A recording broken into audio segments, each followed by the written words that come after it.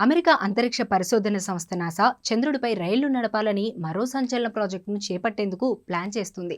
జాబిల్లి ఉపరితలం అంతటా సమర్థవంతంగా, నమ్మకంగా పేలోడ్ను సులభంగా రవాణా చేయడం లక్ష్యంగా రైల్వే స్టేషన్ నిర్మించి రైళ్లను నడపాలని ప్రణాళికలు రచిస్తుంది. చంద్రుడిపై అన్వేషణలను మరింత విస్తరించడంతో పాటు ఉపరితలంపై క్రియాశీలక స్థావరాలను ఏర్పాటు చేయడమే ప్రధాన లక్ష్యంగా పెట్టుకుంది. భూమిపై నడిచే రైళ్ల మాదిరిగా కాకుండా చంద్రుడిపై రైల్వే స్టేషన్ల ఏర్పాటుకు ఫ్లెక్సిబుల్ లెవిటేషన్ అనే ట్రాక్ అనే ప్రత్యేక వ్యవస్థను నాసా తీసుకురాబోతుంది.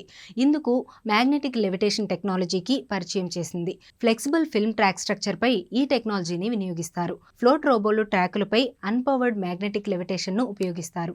గాల్లో తేలియాడుతూ దూసుకుపోతాయి. ట్రాక్ పై చంద్రుడి దుమ్ము, ధూళి, రాపిడిని తగ్గించేందుకు ఫ్లోట్ రోబోలను ప్రత్యేకంగా తయారు చేస్తారు.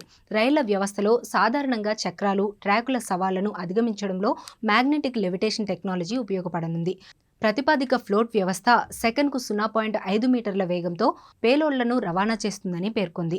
భారీ స్థాయి ఫ్లోట్ వ్యవస్థ రోజుకు 1,00,000 కిలోల పేలోడ్ను చాలా కిలోమీటర్లకు పైగా దూరం తరలించగలదని ఆశాభావం వ్యక్తం చేసింది. దాంతో చంద్రుడిపై స్థావర కార్యకలాపాలను సులభతరం చేస్తుందని అంచనా వేసింది. చంద్రుడిపై నూతన రవాణా పరిష్కారం భూమికి ఆవల జీవం అన్వేషణ, మానవ ఆవాసాల అభివృద్ధిలో గణనీయమైన ముందడుగు నిలుస్తుందని నాసా ఆశాభావం వ్యక్తం చేసింది.